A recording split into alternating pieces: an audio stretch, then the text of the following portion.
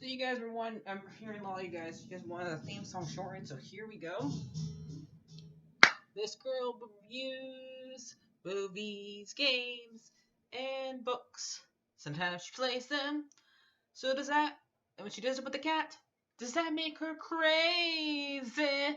Does that make her crazy?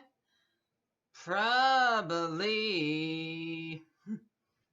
So, it's shorter. There you go. Crazy Cat Lady or Martha Butler does not own any trailers or pictures. I use them under fair use, educational, for and entertainment purpose. Okay, hi everybody, Martha here. Sorry, I haven't been here almost a week because of family stuff, basically. So this is for the third episode of Hawkeye. We got for beginning of it, we got a little backstory for Echo. Then I'm guessing she was born deaf, because they showed her the little girl in elementary school, where she was trying to pay attention to the teacher. And I believe when you have a deaf kid in there, they should be taught with other deaf kids, or have somebody doing signs in the room, because the kid could not follow along with what the teacher was telling her, because the teacher kept on turning around, writing stuff on the board, and she can't read lips when the lips are turned away from her. And so she can't know what to write down, what lesson they're doing for their work. So when she got mad, the teachers get mad at her for not paying attention. You're doing a bad job teaching. You're supposed to treat every single student differently, and she needs to be taught differently. You just can't teach her like every other kid. So, and she's like in a room with her dad talking about dragons and stuff like that. And her dad's like telling her it's not dragons in our world, they're in their own world. So, and we find out that a couple years, like, I guess she's missing. She has like a bum leg, because we see her have like a robot leg for one, like her karate class, and for her when she gets older, she does it for her boxing class, and people don't want to hurt her because of it, so she like uses that to her advantage during those scenes. And we also looks like Clint killed her dad and her other friends. I don't, and we did see we might have saw uh Pit Kingpin in it, because he came up. We didn't see his face, but he pinched her face in it. Maybe it's him because it's his suit, one of his black suits, and his big hand. Maybe it's him. Just like, it reminds me when they put that. You seen Shazam? And like the end of the movie, they have Superman in it at the very end of the movie. Yet they don't show Superman's face. Remind me of that scene during the cafeteria. Because they couldn't get Henry Cavill during that scene, so they just cut off his face and have somebody else wear the Superman suit. I don't know. So we'll find out that really is Kingpin or not, just like the one thing with Toby and Garfield. Those like rumors. Everybody in shows so much. So we'll find out if that's true or not, but looks like Roland killed her dad. I don't know. They don't really say in this show if her dad or her was bad during this.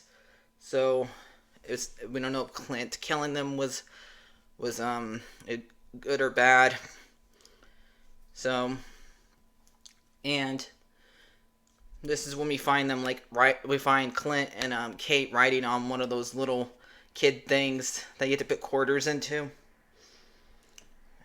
to tease them, and Kate helps one of them explain that do not give gifts to go to Magic Dragons concerts. Man, I want to go Magic Dragon concert. Why can't we go Magic Dragon concert?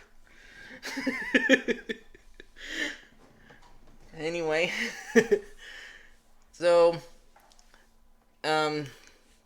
Clint when Echo comes in the room, he notices that Clint has hearing aid, so she unties him so he can do signs. But he's still, because he just got death recently, he has not learned sign language all the way, so he signals wrongs, and she gets mad at him because he says you rely on technology too much. So when he he reduct tapes and she has somebody else signs for him so they can communicate, and she asks him is Kate Merlin, and she says no because she would have been too young, and she says she has nothing to do with it because of her age and stuff like that. And so he ends up escaping by using the machine to cut the tape, and escapes and starts fighting, and he ends up, his hearing aid ends up falling out of his ears. So Echo steps on it, and so now he can't hear. So he finds out where his arrows are and starts using his arrows, and gets Kate out of the duct tape too. And they escape out of there, and now they both have to learn how to communicate, since now Clint can't hear now. And they steal a car in it. Maybe I can show you the scene at this part, because some parts of it, because it's pretty funny. And she wanted to steal a more expensive car, which I think was a Chaser. I don't know cars. It was a really expensive car. It was really nice. Even though they went for the a less expensive car, I think it's I don't know, a less nicer car. And he tells her to drive, because it's, I don't know, I bet it's hard for deaf people to drive, because you can't hear anything. You can't hear anybody. She says she can't drive though. Man, I know how that feels.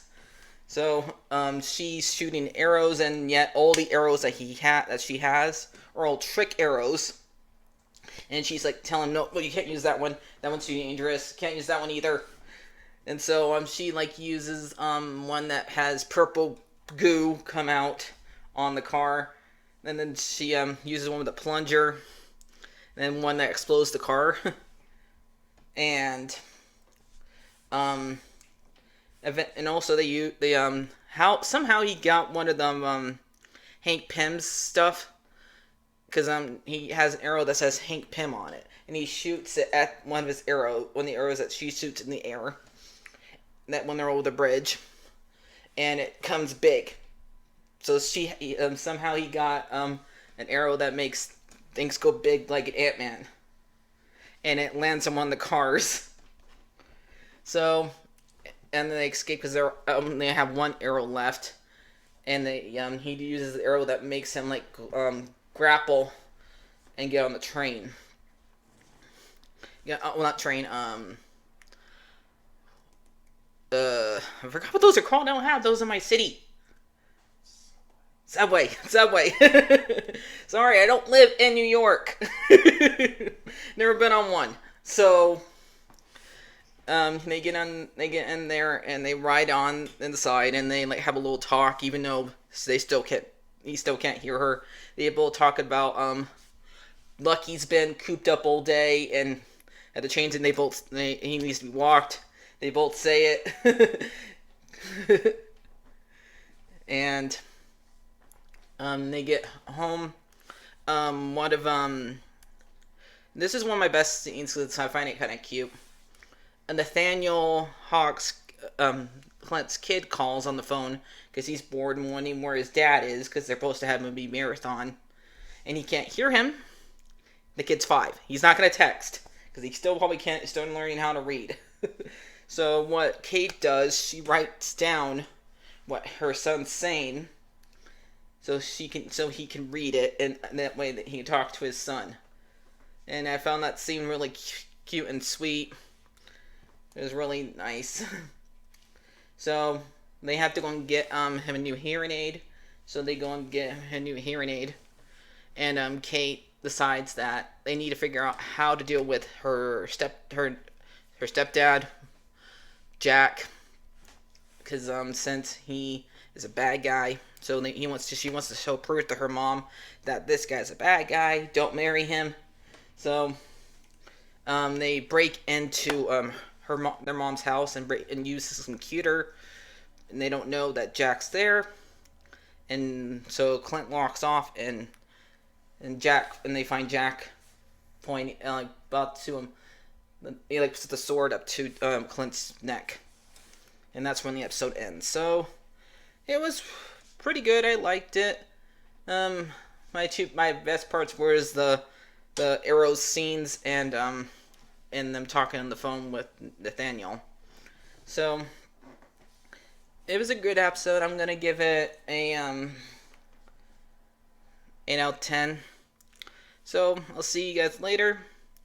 Like, favorite, and subscribe, and bye bye.